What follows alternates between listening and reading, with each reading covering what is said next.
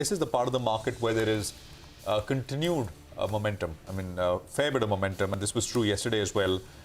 Uh, Fact was mentioned. Yesterday you had names like RCF and Madras Fertilizer, all these names which did well. I don't think you're seeing much action there. Fact though is up 18% this week so far.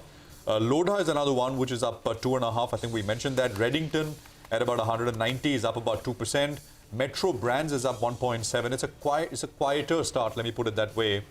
For the broader market universe as well. There is Imagica, which is coming up with about a 3.5% gain. That's the theme park's name. So that's broadly where we're at. I mean, TCS and Kotak Bank are on the downside, including Tata Motors and Lever. Bharti is down a little bit as well. I think this is the area from where there is pressure coming through. The market dipped into the red. The Nifty was down 18 points. It's come back to being absolutely flat as of now. We're just 3 minutes into market opening. We'll get you more names in terms of what's moving around, etc. A bit from now. Our market master of the day is Mihir Vora, Director and Chief Investment Officer at Max Life Insurance.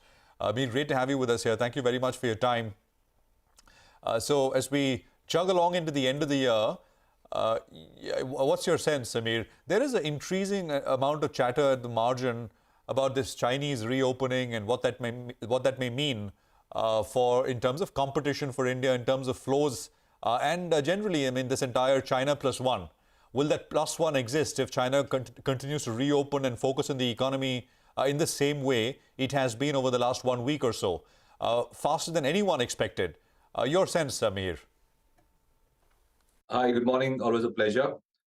Yes, that can be a factor, but I don't think that can change things structurally as far as investors' view on the Chinese political situation in the long term, is what it is. So the flows to India that we've been seeing are a pro-India flow, not necessarily anti-China flow. I think incremental exposure to India will only increase in the FII's portfolios.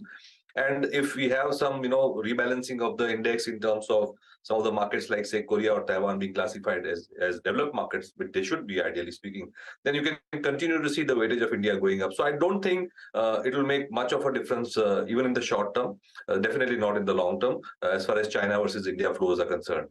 Here, morning, Rima here. The street is still divided. What happens to Indian IT?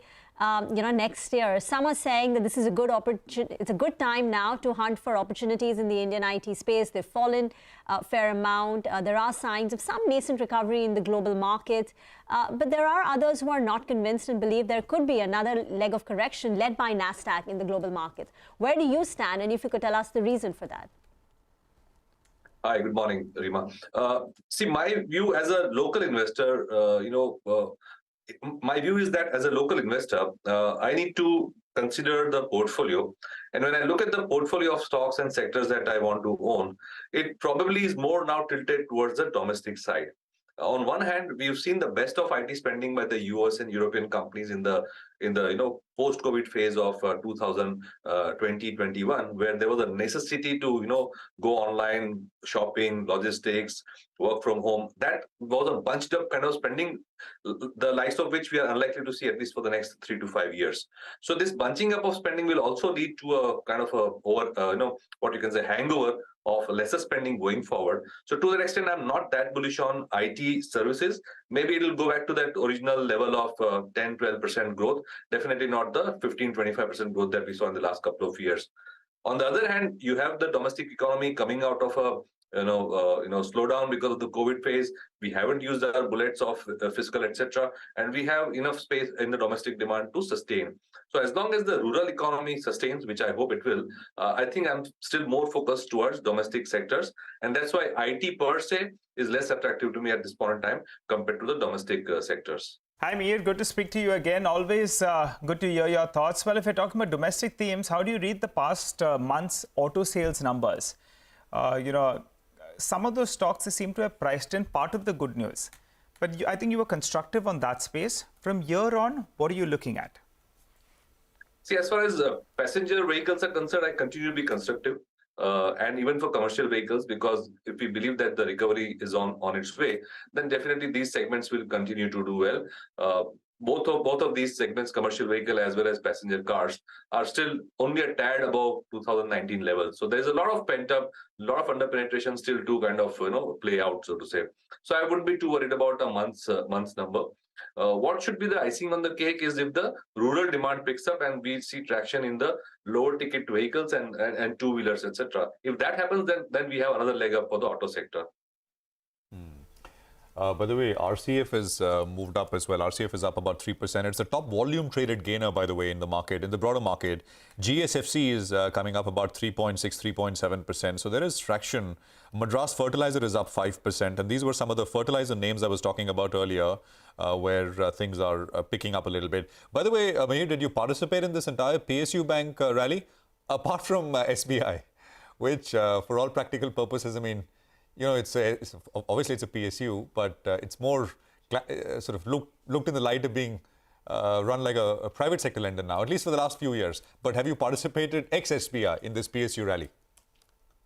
So in our large cap and diversified funds, we've stuck to the top 2-3 names in the PSU space. We have some small exposure in the third, fourth names in the PSU space, but that's more in the mid cap funds. Okay, more in the mid-cap funds. Outside of sort of PSU banks, anything else in the PSU universe? I know it's not a homogeneous kind of lot, right? I mean, different businesses, different sectors and everything.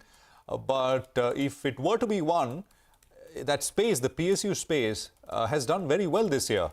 And there are companies in, we were talking about fertilizers, there's defense, there's so many others. Any thoughts there, Mahir? Certainly. So most of our exposure has been in the defense space, and of course the couple of PSU banks that we spoke about. And as far as the energy space is concerned, whether it's oil or coal, we've been more tactical and neutral in our approach, because they are too cheap, but then there is no structural growth story. But they happen to be part of the larger indices.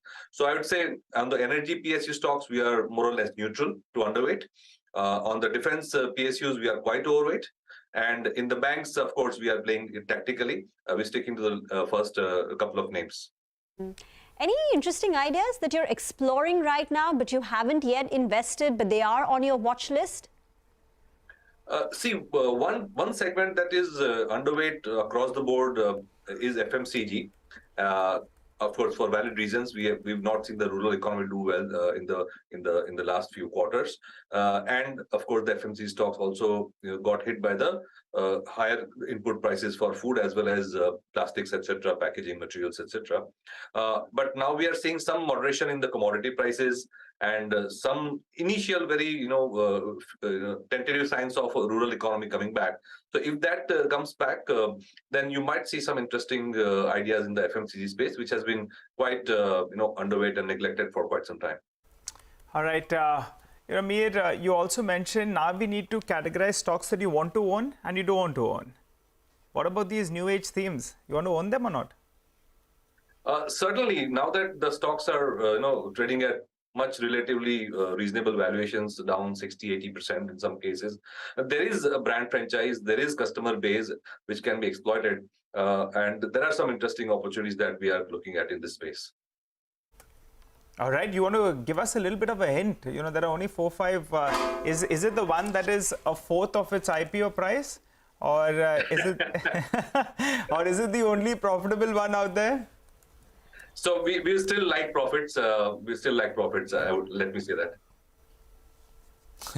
We like profits.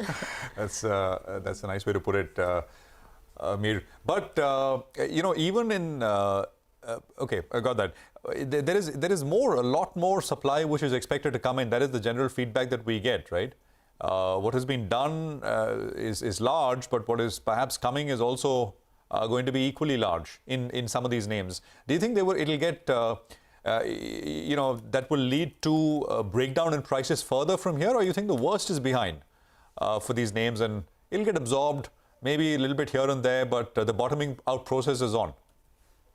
I think so, because if you look at the last 3-4 trades of blocks which have happened, they've not really happened at a discount. The stock prices had bottomed out at least a few days before the block deal. So to that extent, a lot of the negatives seem to be in the price. But then, of course, not everything is a buy. We still have to be choosy. But the negativity which was there, say, a month or a couple of months ago, is definitely something that was at its worst. And now, as I said, there are good businesses out there. There are brand franchises, some of them almost on the verge of profitability. And the ones which are not profitable also cutting costs aggressively to get back to profitability. So I think lessons well learned. But we must not underestimate the power of the brand, the power of the network effect that these companies have built from the customer base. So definitely, one should not ignore this segment. Okay, all right, Mihir, thanks a lot for stopping by and giving us your views on a whole host of sectors as well as stocks, and giving us a bit of a hint as well. We have taken that, and let's see how things shape up. Well, let's move on then. The JK Lakshmi stock, well, that hit